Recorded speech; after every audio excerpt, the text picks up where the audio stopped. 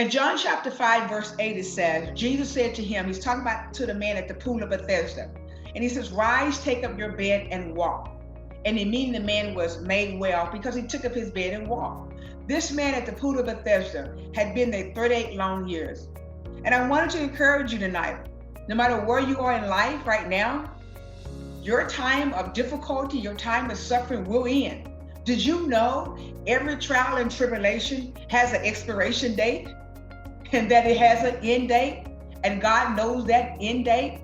And so therefore, don't worry about what the end date is going to be. Is that you have an end date for what you're going through. And it has an expiration date. That's why Psalms 30:5 says, weeping may endure for a night, but joy cometh in the morning. You have to understand that you may have a night season in your life, but you eventually will get to the morning season. You'll get to a place where you know what you've gone through is a part of your past, it's a part of your history, but it is a part of your story, and you're gonna own that part of your history, you're gonna own that part of your past, and you're gonna thank God that you made it through, and you're gonna thank God for giving you the grace to make you through. You're gonna thank God for being faithful to you when you were going through it. You're gonna thank God that when you went through that night season that you didn't think you were gonna make it out of it, but God has given you favor and faithfulness to you to help you get through it. So that's why I love this scripture here. When it talks about weeping may endure for a night, basically that's just teaching you and I that joy will come.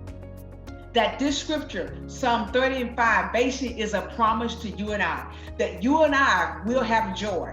We won't always be in the situation in the night season. We won't always have difficult moments and times in our life. We will have times where we will smile and we're going to be happy and we're going to thank God for the blessing. But I just want to teach you tonight what I was telling some people on yesterday. If you know joy is going to come in the morning, then you don't have to wait till the morning to have joy. You want to seek God even in your night season to learn how to have joy. Having joy is having the ability that even while you're in your night season, if you've had to make adjustments in your life, learn to have joy right where you are. If you have to stay in extended stay, have joy there. If you have to go from a house to an apartment, have joy right there. Learn to appreciate what God has given you and what God is doing in your life and what God is doing in your situation. The beauty of all of this is from every rain that we go through, I always notice that there's a rainbow in the sky, and the rainbow comes after the rain. I want to encourage you tonight, don't wait on the rainbow. You set your own rainbow. That's why I have this alarm clock down here at the bottom, because it is time for many of you to get up and stop feeling sorry for yourself and know that you can have joy right now where you are. Because reemerging is all about you taking hold of your life. You're taking the reins of your life and not allowing the situation to dictate your mood and dictate your outlook on life. So here's where I want to go. The man at the pool of Bethesda, his environment was, everybody at the pool of Bethesda was sick. Everybody had an issue. Everybody was going through something. Everybody was dealing with something. Everybody just had something going on. It was a group of people that was very lame, impotent people. And so I want to encourage you tonight that if you're in that type of environment, don't let your environment become your mood. Meaning that you may be in a difficult environment right now, like at your job, where you work, in your school or elsewhere. But do not allow your environment to dictate your mood or your attitude. I know sometimes it gets to you and you got to vent a little bit and you got to blow off the steam. That's human nature. I get that. But I'm talking about there's two different types here. Either you're going to be a thermostat, either you're going to be a thermometer. A thermostat regulates the temperature. You go in your home, you turn the thermostat up and down, you're regulating the temperature in your home. A thermometer basically takes the temperature. Whatever the body temperature is going to register that. It's going to tell you it's 98 temperature, your temperature is 98, your temperature is 99 or 97. But I choose to be a thermostat because a thermostat person is an individual that regulates the situation, meaning that I cannot control what happens to me, but I will control my response and my attitude and my mood. I will not allow what has happened to me or what is happening to me to dictate my mood and my attitude. I'm not going to go off because I'm tired. I'm not going to go off on you because you know what? I'm going through something. I'm not going to get mad at you because I'm having to deal with some difficult moments in my life. See, when you are a thermostat type of person, you dictate the mood that you want to be in. You tell God, you know what? I am perplexed about my situation, but you know what? God, you're still living. I am confused about my situation, but God is a good God. I don't like what I'm going through, but God is going to take care of me. I don't know how I'm going to make it, but God's going to help me get through it.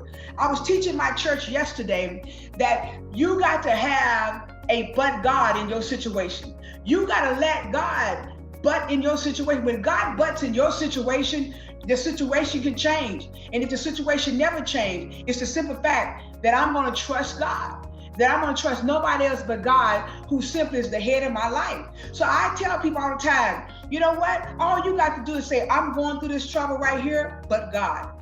I'm going to have to deal with this situation, but God. I don't know how I'm going to get over this situation, but God.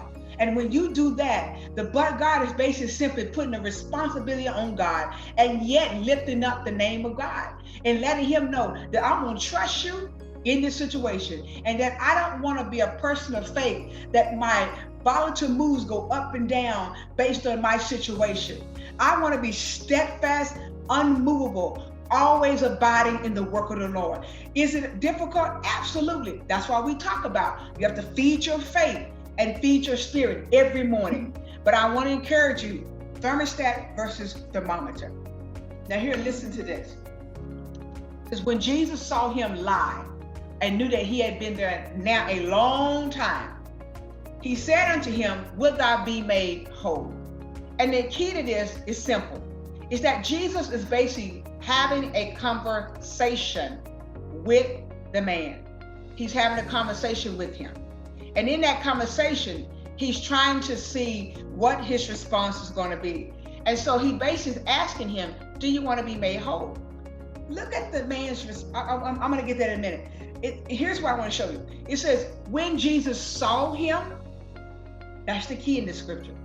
When Jesus saw him, God sees you.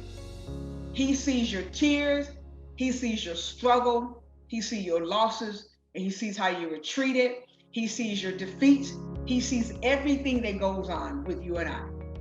And that we serve a God, in Hebrews 4:15, we serve a God that understands and sympathizes with us. He knows what we're going through. He feels the pain that we're going through. He sees the struggle. He sees every tear that you and I have shed. He catches every one of them.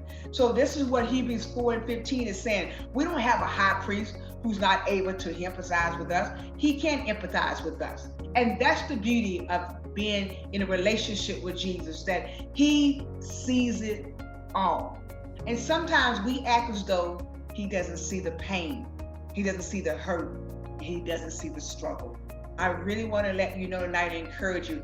He sees it all. There's nothing that you're going to go through that God does not see. There's nothing that you're going to go through that God has not even, that he doesn't sympathize and empathize with you. He sees it all, and you have to understand that.